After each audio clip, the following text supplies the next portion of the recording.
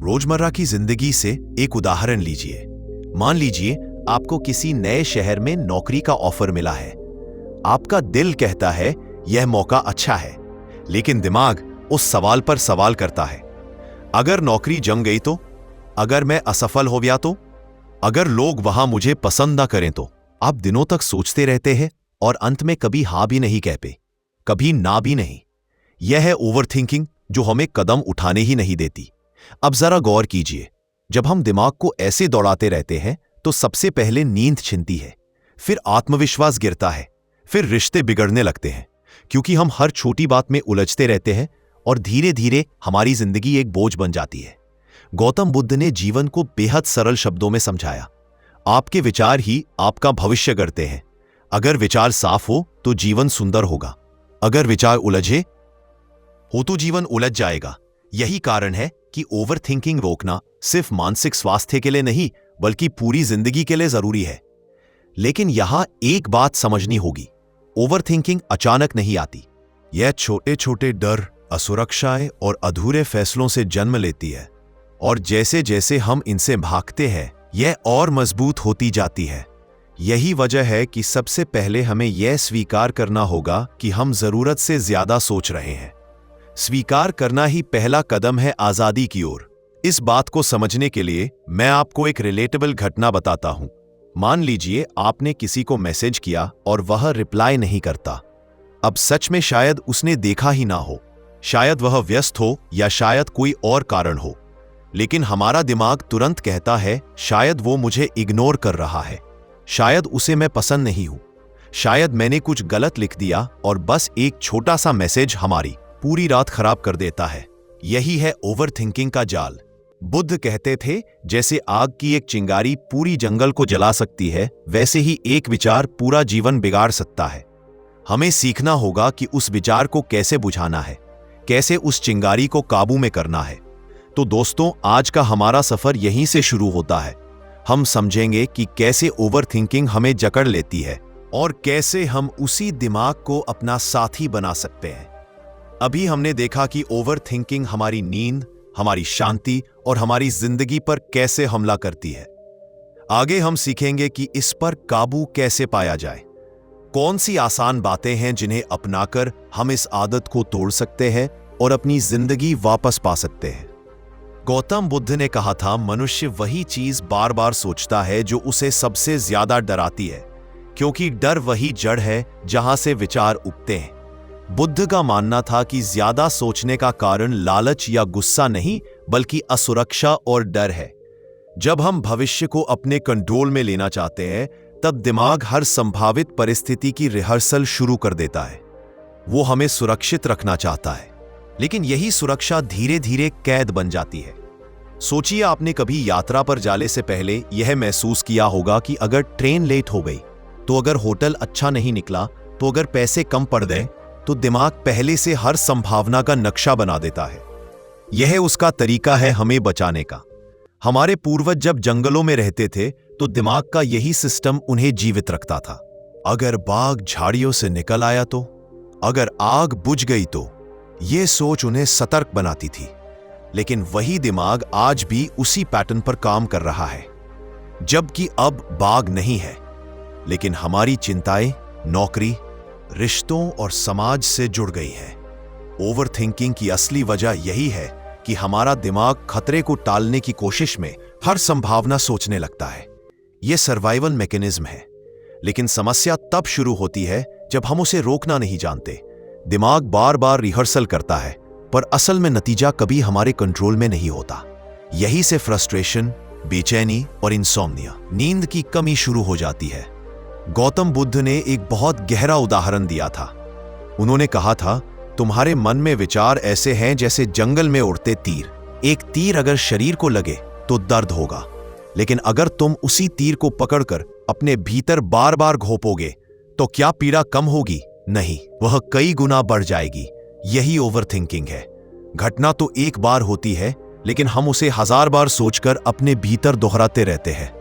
मनोविज्ञान भी यही कहता है। आधुनिक मनोविज्ञान के अनुसार ओवरथिंकिंग दरअसल अनिश्चितता की सहिष्णुता से पैदा होती है।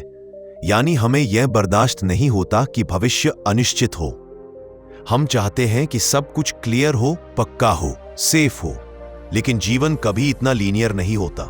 जब यह साफ नहीं होता तो हमारा माइंड उस खालीपन को सोचों से भरने लगता है।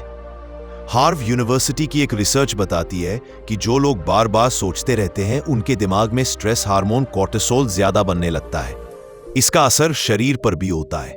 नींद नहीं आती, ब्लड प्रेशर बढ़ जाता है, दिल की धड़कनें तेज हो जाती हैं। यानी ओवरथिंकिंग सिर्फ मानसिक नहीं, शारीरिक बीमारी भी बन जाती है। लेकिन एक और गहरी बात है, मनोविज्ञान यह भी कहता है कि ओवरथिंकिंग करने वाले लोग अक्सर क्रिएटिव होते हैं, क्योंकि उनका माइंड हर पॉसिबिलिटी एक्सप्लोर करता है। लेकिन अगर वे इस सोच को डायरेक्शन नहीं देते तो वही क्रिएटिविटी चिंता में बदल जाती है। जैसे कि एक इंसान एग्जाम की तैयारी कर रहा है, अगर वह अपने दिमाग को उपयोगी सोच में लगाएगा तो वह बेहतर नोट्स बनाएगा। लेकिन अगर वही सोच इस डर में बदल गई कि अगर फेल हो गया तो उसकी मेहनत भी कमजोर पड़ जाएगी। गौतम बुद्ध ने इस समस्या का समाधान माइंडफुलनेस में बताया था। उन्होंने कहा था, भविष्य की चिंता मत करो, अतीत पर मत अटको, केवल वर्तमान को देखो। यही माइंडफुलनेस है। जब हम वर्तमान में जीना शुरू करते हैं तो दिमाग की वह आदत जो हर संभावना सोचने लगती है, धीरे धीरे शांत हो जाती है। सोचिए, जब आप खाना खा रहे हो और उसी वक्त मोबाइल पर फ्यूचर के बारे में स्क्रॉल कर रहे हो, तो ना तो आप खाने का स्वाद ले पाते हैं और ना ही आपकी चिंता खत्म होती है। लेकिन अगर आप सिर्फ उस खाने पर ध्यान दें, उसका स्वाद, उसकी खुशबू, उसका टेक्सचर, तो कुछ पलों के लिए माइंड ओवरथिंकिंग से बाहर निकल जाता है। यही छोटी सी टेक्निक है जिससे हम माइंड को फिर से ट्रेन कर सकते हैं। ओवरथिंकिंग की एक और वजह है कंट्रोल की चाह। हम सब चाहते हैं कि फ्यूचर हमारी प्लानिंग के हिसाब से चले, लेकिन सच ये है कि लाइफ हमेशा अनसर्टेन रहेगी। मनोविज्ञान में इसे इल्यूजन ऑफ कंट्रोल कहा गया है। यानी हम सोचते हैं कि हम सब कुछ कंट्रोल कर सकते हैं, लेकिन असल में ऐसा नहीं होता। बुद्ध ने इसे बड़े ही सरल शब्दों में समझाया था। लहरों पर काबू पाने की कोशिश मत करो, नाव चलाना सीखो। यानी भविष्य पर कंट्रोल मत करो, बल्कि अपने मन को स्टडी करो। एक छोटा उदाहरण सोचिए, आपने इंटरव्यू की तैयारी की, आपने पूरी मेहनत की, लेकिन नतीजा फिर भी आपके हाथ में नहीं है। इस स्थिति में दो लोग होते हैं। एक वो जो बार बार सोचता है कि अगर रिजेक्ट हो गया तो, अगर दूसरे मुझसे बेहतर निकल गए तो, और धीरे धीरे अपनी एनर्जी खुद ही खत्म कर देता है। दूसरा वो जो कहता है, मैं अपना बेस्ट दूंगा, बाकी जो होगा देखा जाएगा। यही फर्क है ओवरथिंकिंग और माइंडफुल सोच का। आज का मॉडर्न साइकोलॉजी भी इस बात से सहमत है। कॉग्निटिव बिहेवियरल थेरेपी CBT, जो दुनिया की सबसे सक्सेसफुल थेरेपीज में से एक है, यह सिखाती है कि आपके विचार ही आपकी भावनाएं बनाते हैं। यानी अगर विचार बदल जाए तो आपकी एंजाइटी भी बदल जाएगी। और पहला कदम है यह समझना कि हर सोच को पकड़कर उसके पीछे भागना जरूरी नहीं है। ओवरथिंकिंग की सबसे गहरी वजह डर है। रिजेक्शन का डर, फेलियर का डर, फ्यूचर का डर, और यही डर अनिश्चितता को जन्म देता है। लेकिन बुद्ध ने कहा था, डर सिर्फ उसी जगह तक है जहां तक तुमने अपने मन को बांध रखा है। जैसे ही तुम उसे खुला छोड़ दोगे, डर मिट जाएगा। जब मन बार बार वही रास्ता दौड़ता है तो वह धीरे धीरे थकने लगता है। ओवरथिंकिंग सिर्फ एक आदत नहीं है, ये धीरे धीरे हमारी जिंदगी का जहर बन जाती है। शुरू में लगता है कि हम सुरक्षित हो रहे हैं, हम पॉसिबिलिटीज देखकर सही फैसला लेंगे। लेकिन सच यही है कि जितना ज्यादा सोचते हैं उतना ही कम जीते हैं। गौतम बुद्ध ने कहा था, अशांत मन इंसान का सबसे बड़ा शत्रु है, और ओवरथिंकिंग वही अशांति है जो भीतर से हमें काटती रहती है। इसका पहला नुकसान है काम शुरू करने से पहले ही हार मान लेना। आपने यह अनुभव जरूर किया होगा कि किसी काम की शुरुआत से पहले ही दिमाग 1000 सवाल पूछने लगता है। अगर मैं फेल हो गया तो, अगर लोग हंसेंगे तो, अगर मैंने सही डिसीजन नहीं लिया तो, और इन सवालों का कोई अंत नहीं होता। नतीजा यह होता है कि हम शुरुआत ही नहीं कर पाते। मान लीजिए किसी छात्र को कॉम्पिटिटिव एग्जाम की तैयारी करनी है। वह किताब खोलने से पहले ही सोचने लगता है, सिलेबस कितना बड़ा है, कंपटीशन कितना टफ है, लाखों लोग एग्जाम दे रहे हैं, सिलेक्शन रेशियो कितना कम है। और उसका दिमाग इतना भारी हो जाता है कि पढ़ाई शुरू करने का हौसला ही खत्म हो जाता है। यानी उसने बिना लड़े ही हार मान ली। यही ओवरथिंकिंग का पहला वार है, एक्शन को रोक देना। बुद्ध ने इस पर एक उदाहरण दिया था। जो इंसान नदी पार करना चाहता है लेकिन हर लहर देखकर डर जाता है, वह कभी किनारे तक नहीं पहुंच सकता। यही हालत ओवरथिंकर की होती है। वह इतना सोचता है कि पहला कदम उठाने से पहले ही हार जाता है। दूसरा बड़ा नुकसान है थकान और एनर्जी का खत्म हो जाना। सोचिए, शरीर काम नहीं कर रहा लेकिन दिमाग लगातार दौड़ रहा है। यही मेंटल फटीग है। जब मन बार बार सोचता है तो ऊर्जा का रिसाव होने लगता है। हार्वर्ड मेडिकल स्कूल की एक रिसर्च कहती है कि ओवरथिंकिंग करने वाले लोगों में डिसीजन फैटिग सबसे ज्यादा होती है। यानी जितना वे सोचते हैं उतनी ही उनकी मेंटल एनर्जी गिरती है।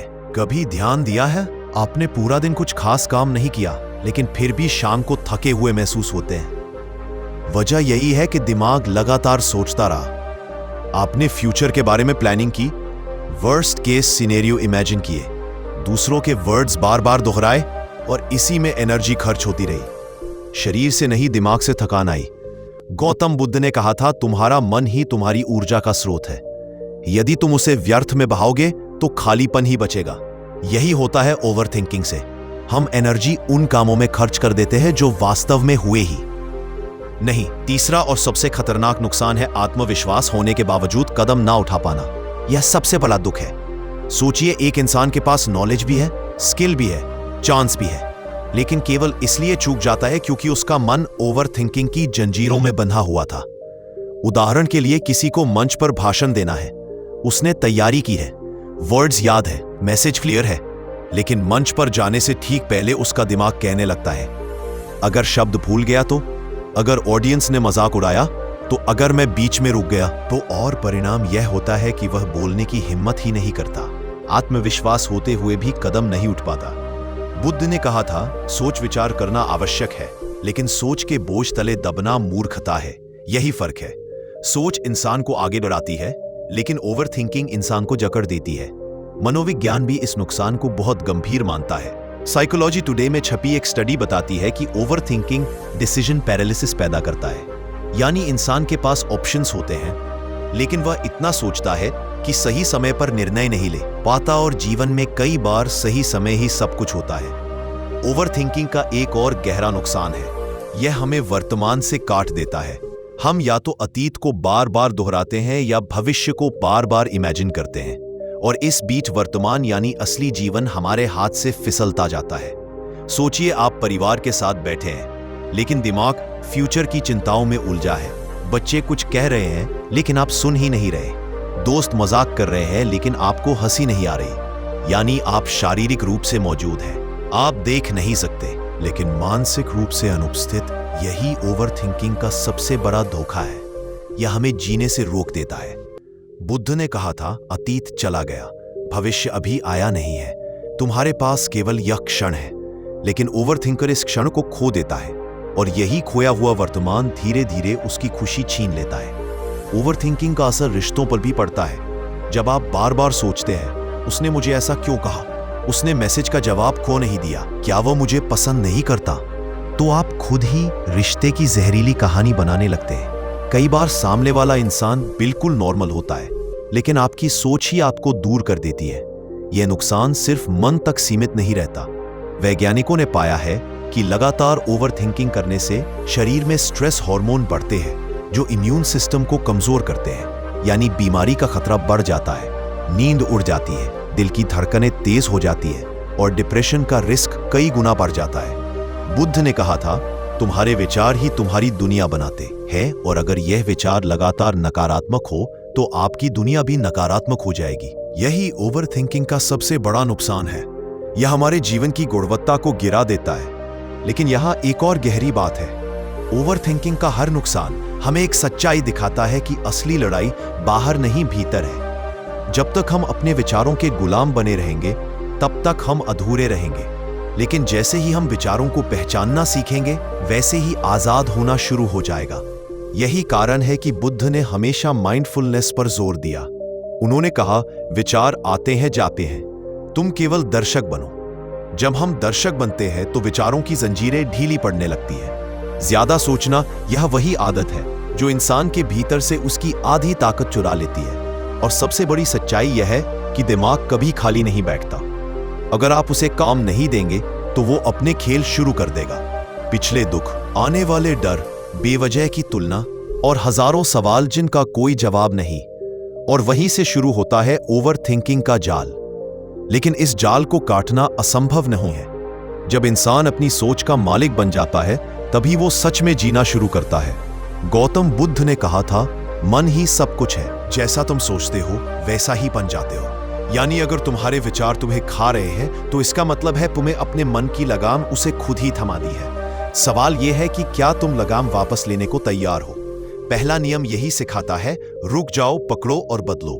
सोचो, जब तुम किसी नकारात्मक विचार में डूब रहे हो तो तुम बिना जाने उस धारा में बहते चले जाते हो।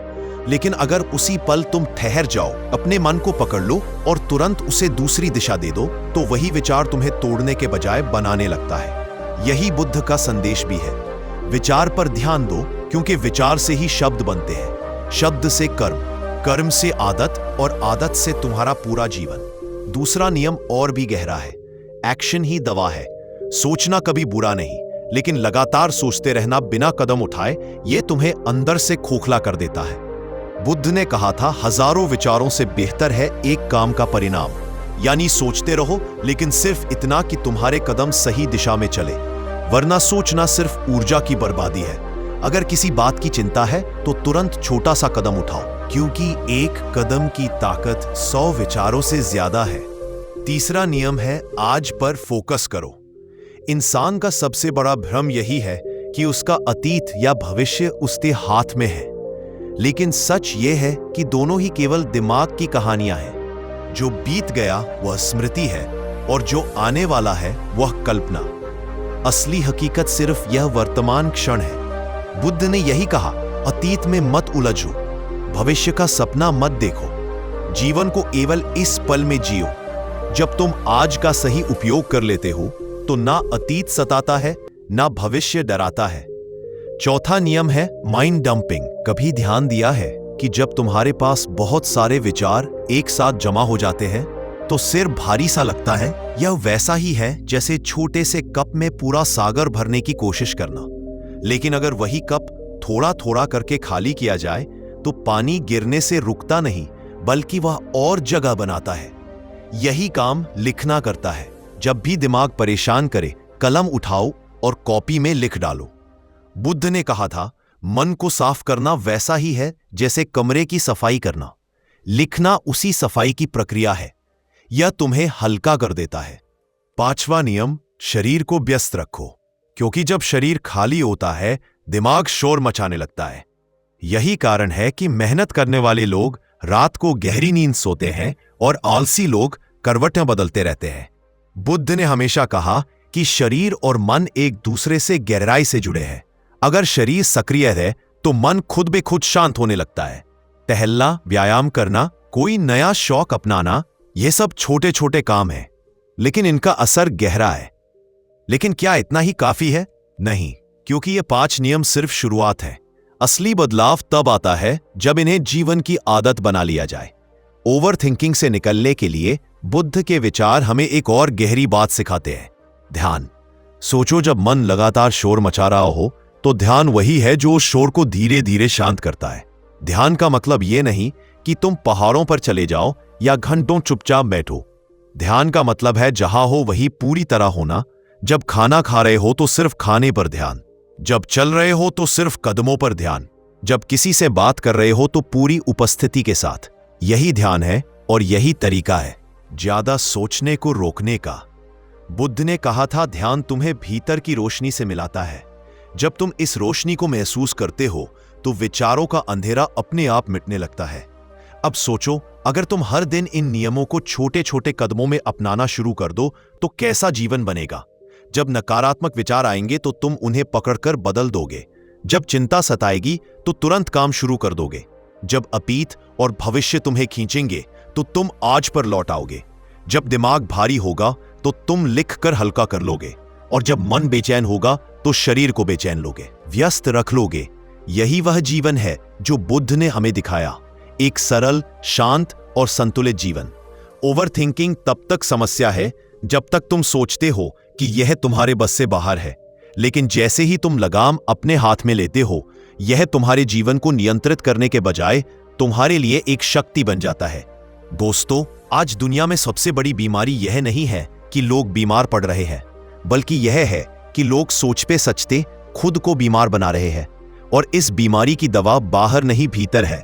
इन 5 नियमों को याद रखो, बुद्ध के विचारों को याद रखो और सबसे ज्यादा अपने वर्तमान क्षण को याद रखो, क्योंकि जब तुम इस क्षण में जीना सीख जाते हो, तब ना कोई विचार तुम्हें तोड़ सकता है, ना कोई चिंता तुम्हें हरा सकती है।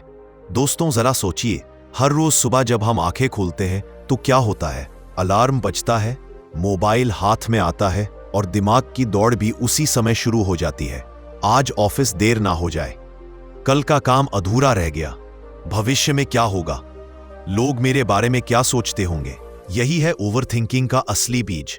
यह किसी बड़े पल में नहीं, बल्कि हमारे छोटे छोटे रोजमर्रा के कामों में पनपता है। गौतम बुद्ध ने कहा था, मनुष्य अपने विचारों से ही बंध जाता है और उन्हीं विचारों से मुक्त भी हो सकता है। मतलब समस्या यह नहीं है कि हमारे पास विचार आते क्यों है, समस्या यह है कि हम उन विचारों को पकड़कर बैठ जाते हैं, जैसे कोई बच्चा खिलौने को छोड़ने को तैयार ही ना हो। आज की दुनिया की एक सबसे बड़ी आदत है हर बात पर कंट्रोल करने की कोशिश। मान लो आप ऑफिस जा रहे हो और रास्ते में ट्रैफिक जैम लग गया। आपके हाथ में क्या है? जाम हटाना बिल्कुल नहीं, लेकिन फिर भी मन दौड़ने लगता है, काश मैंने दूसरा रास्ता लिया होता, अब तो बॉस डांट देंगे, मेरा दिन खराब हो जाएगा। आप देख रहे हो, समस्या ट्रैफिक है, लेकिन दिमाग ने उसमें भविष्य, डर और असफलता सब जोड़ दिया। यही है ओवरथिंकिंग। इसका असर क्या होता है? एक छोटी सी स्थिति आपको इतना थका देती है कि जब असली काम पर पहुंचते हो तो ऊर्जा पहले ही खत्म हो चुकी होती है, और फिर आप खुद सोचते हो, मैं इतना थका क्यों महसूस कर रहा हूं। अब एक कहानी सुनो। एक युवक था जो हर काम करने से पहले इतना सोचता था कि कभी शुरुआत ही नहीं कर पाता। वह बिजनेस शुरू करना चाहता था, लेकिन महीनों सिर्फ यही सोचता रहा, अगर घाटा हो गया तो, अगर लोग हंसे तो, अगर पैसा डूब गया तो, और अंत में हुआ क्या? बिजनेस शुरू ही नहीं हुआ। एक दिन उसने बुद्ध का एक वाक्य पढ़ा, एक जलते हुए दीपक को लेकर चलने वाला अगर हवा से डरकर दीपक को ही बुझा दे तो अंधेरे में वही सबसे पहले खो जाता है। यह सुनकर उसकी समझ में आया कि वह अपने ही डर से अपने रास्ते को अंधेरा कर रहा था। उस दिन उसने बिना सोचे पहला कदम उठाया, और वही शुरुआत उसकी जिंदगी की सबसे बड़ी सीख बन गई। आज मनोविज्ञान भी यही कहता है कि ओवरथिंकिंग का असली कारण है भविष्य को कंट्रोल करने की चाह। इंसान सोचता है कि अगर वह हर संभावना पहले से दिमाग में घुमा लेगा तो आने वाले संकट से बच जाएगा, लेकिन हकीकत इसके उलट है। जितना आप सोचते हैं उतना ही डर और असुरक्षा बढ़ती है। अब सोचो, यही आदत रिश्तों में कैसी दिखती है? मान लो आपके दोस्त ने आपके मैसेज का जवाब देर से दिया, तुरंत दिमाग में कहानियां बनने लगती है। शायद वह मुझसे नाराज है, शायद मैंने कुछ गलत कहा होगा, शायद अब वह मुझसे दूरी बना रहा है। और बाद में जब वह दोस्त कहता है, अरे यार बैटरी खत्म थी इसलिए रिप्लाई नहीं कर पाया, तो आपको खुद पर हंसी आती है। लेकिन तब तक दिमाग आप कई घंटे तक उस छोटे से मुद्दे को पहाड़ बना चुका होता है। गौतम बुद्ध ने इसी स्थिति के बारे में कहा था, तुम्हारा मन एक बंदर की तरह है जो एक डाल से दूसरी डाल पर कूदता रहता है। अगर तुम उसे काबू में ना लाओ तो वह तुम्हें थका देगा। दोस्तों, ओवरथिंकिंग के सबसे खतरनाक परिणामों में से एक है काम शुरू करने से पहले ही हार मान लेना। कितने लोग हैं जो कहते हैं, मैं जिम जाना चाहता हूं, मैं पढ़ाई करना चाहता हूं, मैं नया प्रोजेक्ट शुरू करना चाहता हूं, लेकिन फिर सोचने लगते हैं क्या होगा अगर मैं फेल हो गया, लोग हंसेंगे, मेरा मजाक बनेगा, और नतीजा यह कि शुरुआत ही नहीं होती।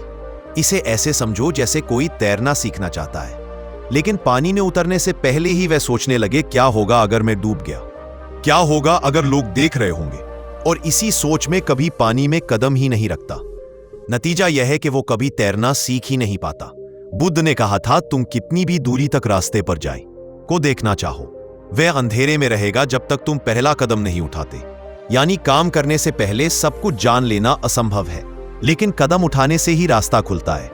आजकल की दुनिया की एक और समस्या है थकान और एनर्जी का खत्म हो जाना। सोचो, आप पूरे दिन सिर्फ सोचते रहे कि मुझे प्रेजेंटेशन बनानी है, मुझे क्लाइंट से बात करनी है, मुझे एग्जाम की तैयारी करनी है, लेकिन किया क्या? सिर्फ सोचते रहे। नतीजा यह है कि जब असली वक्त आता है तो शरीर और दिमाग पहले ही थके हुए होते हैं। यह थकान असल काम से नहीं आती, यह थकान आती है बिना रुके सोचने से। अब आपको एक लड़की की कहानी सुनाता हूं। वह कॉलेज में हर समय चिंतित रहती थी। पढ़ाई शुरू करने से पहले ही सोचती, यह चैप्टर बहुत कठिन होगा, मैं इसे समझ नहीं पाऊंगी। और जब पढ़ने बैठती तो थकान इतनी ज्यादा होती कि आधे घंटे में ही किताब बंद कर देती। बाद में उसे एक प्रोफेसर ने सलाह दी, तुम हर दिन सिर्फ 25 मिनट पढ़ो और बाकी का समय आराम से जियो। उसने ऐसा ही किया। धीरे धीरे उसे पता चला कि असली थकान पढ़ाई से नहीं बल्कि सोचने से आती थी। आज वही लड़की टॉपर बनी। मनोविज्ञान भी यही कहता है कि ओवर थिंकिंग आपके दिमाग की एनर्जी खा जाता है। हमारा मस्तिष्क लगातार हर संभावना का सिमुलेशन चलाता रहता है और इसका परिणाम होता है फैशन फटगु, यानी फैसले लेने की ताकत खत्म होना। यही कारण है कि कई लोग चाहे कितने भी प्रतिभाशाली क्यों ना हो, कदम उठाने से पहले ही हार मान लेते हैं। गौतम बुद्ध का एक और विचार यहां बहुत काम आता है। अगर तुम अपने विचारों को नहीं रोक सकते तो कम से कम उन्हें देखना सीखो। यह देखने की कला ही मेडिटेशन है। लेकिन मेडिटेशन का मतलब सिर्फ आंखें बंद करके बैठना नहीं है। मेडिटेशन का मतलब है हर काम को पूरे ध्यान से करना। जैसे खाते समय सिर्फ खाना, चलते समय सिर्फ चलना और पढ़ते समय सिर्फ पढ़ना। आज के जमाने में सबसे बड़ी समस्या यह है कि लोग हर काम करते समय दूसरा सोचते रहते हैं। खाना खाते वक्त मोबाइल चलने के दौरान भविष्य की चिंता और सोते वक्त कल का डर। यही आदत हमें ओवर थिंकिंग में फंसाती है। अब एक और कहानी। एक व्यक्ति ने बुद्ध से पूछा, गुरुजी, मेरा मन हमेशा भविष्य की चिंता में उलझा रहता है, मैं कैसे शांत रहूं? बुद्ध ने मुस्कुराते हुए उसे पानी का कटोरा दिया और कहा, इसे पूरे गांव में घुमा कर लाओ, लेकिन ध्यान रहे कि पानी की एक भी बूंद ना गिरे। आदमी घबराया लेकिन गया। जब लौटा तो उसने कहा, गुरुजी, मैंने पूरा ध्यान सिर्फ पानी पर रखा, इसलिए कोई बूंद नहीं गिरी। बुद्ध बोले, यही है ध्यान। जब तुम्हारा मन सिर्फ एक काम में रहता है तो बाकी विचार खुद ही गायब हो जाते हैं। दोस्तों, सोचिए, अगर हम ये साधारण सी आदत सीख ले कि हर काम को पूरे मन से करें तो ओवर थिंकिंग की जड़ ही खत्म हो जाएगी। अब सवाल उठता है, हम इन सब आदतों को अपने जीवन में कैसे उतारें? बहुत सरल है। रोजमर्रा के छोटे छोटे अभ्यास, जैसे सुबह उठते ही मोबाइल ना उठाएं, बल्कि 5 मिनट बस गहरी सांस लें। किसी भी चिंता को लिख डालें ताकि वो दिमाग से बाहर निकल जाए। जब भी दिमाग दौड़े, खुद से कहे, ठहरो, ये सच नहीं है, ये सिर्फ एक विचार है। और सबसे जरूरी, छोटे छोटे एक्शन लेना शुरू करें। याद रखो, ओवर थिंकिंग कभी भी एक बड़े निर्णय से खत्म नहीं होती, ये हमेशा छोटे छोटे कदमों से खत्म होती है। गौतम बुद्ध ने सही कहा था, मन को जीत लो, बाकी दुनिया अपने आप जीत जाओगे। अगर तुमने अपने विचारों को पहचान लिया और उन्हें अपने अनुसार चलाना सीख लिया तो जिंदगी कितनी आसान और सुंदर हो सकती है, ये सोचकर ही उत्साह आता है। दोस्तों, ओवर थिंकिंग की इस यात्रा को समझते हुए हमने देखा कि ये किस तरह हमारी ऊर्जा चूस लेती है, हमें थका देती है और शुरुआत से पहले ही हार मानने पर मजबूर कर देती है। लेकिन सवाल ये उठता है कि इससे बाहर निकलने का रास्ता आखिर है कहाँ? यही वह जगह है जहां गौतम बुद्ध की शिक्षाएं और आधुनिक मनोविज्ञान एक दूसरे का हाथ थामते नजर आते हैं। बुद्ध ने बार बार एक ही बात दोहराई, मन ही सब कुछ है, जैसा तुम सोचते हो वैसा ही बन जाते हो। इस वाक्य को अगर गहराई से समझा जाए तो ओवर थिंकिंग का हल छुपा हुआ है। समस्या यह नहीं है कि विचार आते हैं, बल्कि यह है कि हम उन विचारों को सच मान लेते हैं, हम उन्हें पकड़कर बैठ जाते हैं। मनोविज्ञान भी यही कहता है। कॉग्निटिव बिहेवियरल थेरेपी CBT में बार बार बताया जाता है कि हर विचार हकीकत नहीं होता।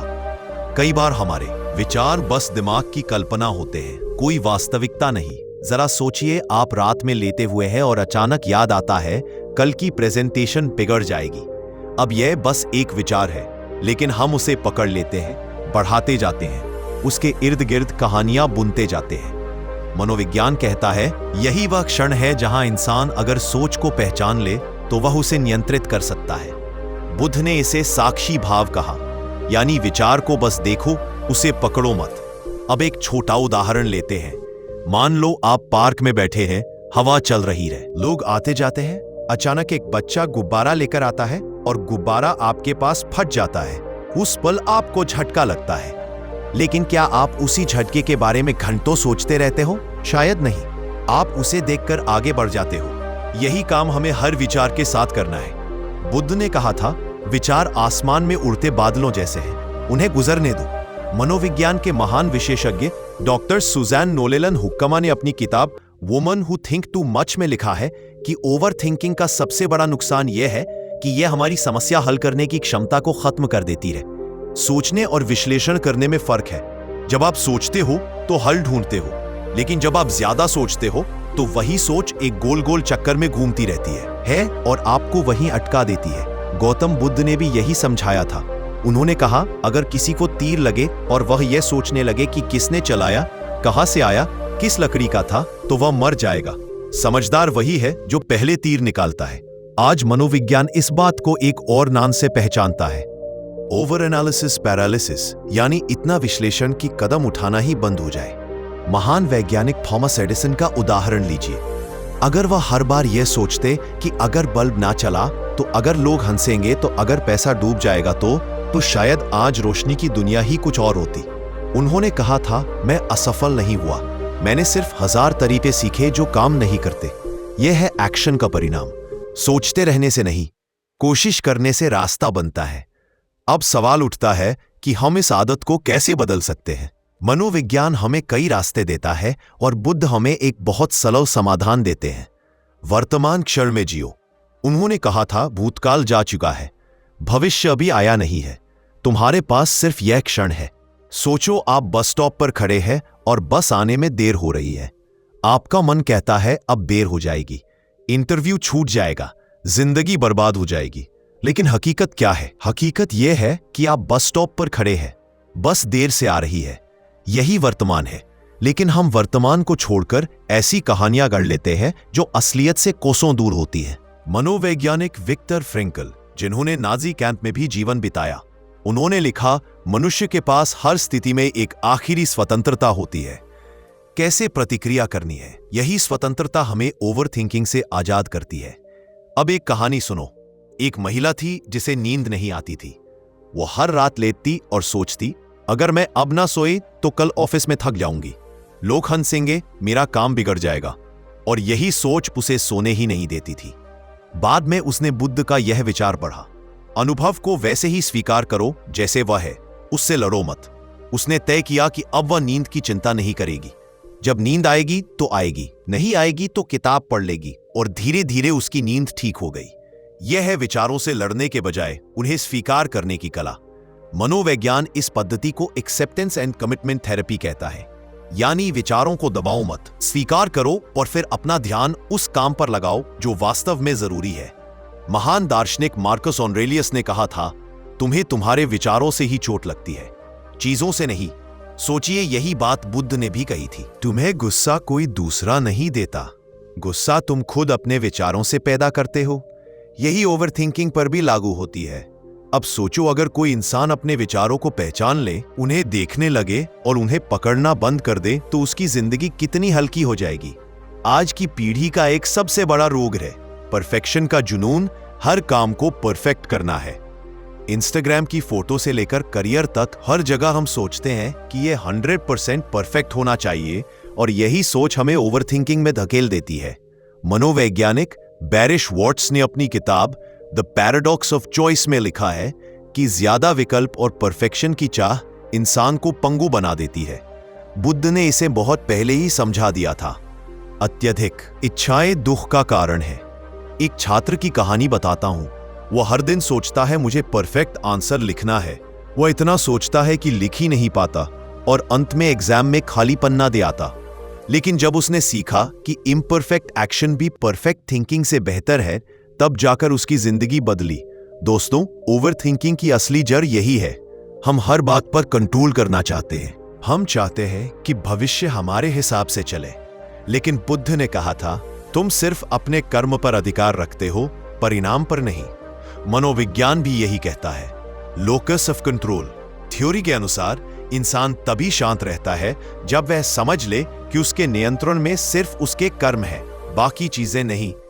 इसलिए अगर आप सच में ओवरथिंकिंग से बाहर आना चाहते हो तो 2 बातें याद रखो। पहली, विचार को सिर्फ विचार मानो, सच नहीं। दूसरी, भविष्य पर नहीं, आज पर ध्यान दो।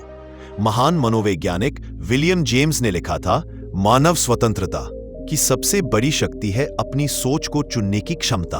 और बुद्ध ने कहा था, मन तुम्हारा सेवक है, मालिक नहीं। जब ये दोनों बातें आपस में मिलती है तो एक गहरा सत्य सामने आता है। अगर हमने मन को साध लिया तो ओवरथिंकिंग खत्म हो जाएगी। अब जरा कल्पना करो, अगर आप हर सुबह उठते ही खुद से कहते, आज मैं सिर्फ वही करूंगा जो मेरे नियंत्रण में है, बाकी छोड़ दूंगा, तो कितनी हल्की, कितनी शांत और कितनी आसान हो जाएगी आपकी जिंदगी। सोचिए, अगर आज आपने यह समझ लिया कि क्या कर्म है, ज्यादा सोचना आपकी ताकत नहीं बल्कि आपकी कमजोरी है, तो आपकी जिंदगी की दिशा ही बदल सकती है। इंसान का दिमाग समुद्र जैसा है, जितना शांत रहेगा उतना गहरा और उपयोगी होगा। लेकिन अगर लहरें ही लहरें हो तो उसमें कोई मोती नहीं ढूंढ सकता। यही बात ज्यादा सोचने पर लागू होती है। जब हम हर छोटी बड़ी बात पर ओवरथिंकिंग करते हैं तो हम उस समुद्र में बस लहरें पैदा करते रहते हैं और असली खजाना यानी हमारे विचारों की सच्ची शक्ति हमसे दूर चली जाती है। गौतम बुद्ध ने कहा था, जिसे तुम बार बार सोचते हो वैसा ही तुम बन जाते हो। यानी अगर आप डर के बारे में सोचते रहेंगे तो डरपोक बनेंगे। अगर आप शक और असफलता के बारे में सोचते रहेंगे तो आत्मविश्वास खो बैठेंगे। लेकिन अगर आप सकारात्मकता, कर्म और सादगी के बारे में सोचेंगे तो आपका पूरा जीवन रोशनी से भर जाएगा। आज विज्ञान भी यही कहता है कि ज्यादा सोचने से हमारा दिमाग सर्वाइवल मोड में चला जाता है। हम समस्या हल नहीं करते बल्कि बस समस्या के इर्द गिर्द घूमते रहते हैं। यही कारण है कि मनोविज्ञान सलाह देता है कि हर इंसान को एक्शन की आदत डालनी चाहिए। सोचना बुरा नहीं है, लेकिन बिना कार्यवाही के सोचना ऐसा है जैसे बीज तो बोया लेकिन कभी पानी ही नहीं डाला। अगर आप चाहते हैं कि आपकी जिंदगी सिर्फ चलती ना रहे बल्कि चमके, तो अभी हमारे चैनल यूनिक बुद्धा स्टोरीज को सब्सक्राइब कर लीजिए और बेल आइकन दबाना मत भूलिए, ताकि अगली बार जब हम आपके लिए एक नई सोच, एक नई रोशनी लेकर आएं तो सबसे पहले आप तक पहुंचे। क्योंकि याद रखिए, सोचना जरूरी है, लेकिन सही सोचना और सही समय पर रुकना, यही असली जीत है। धन्यवाद।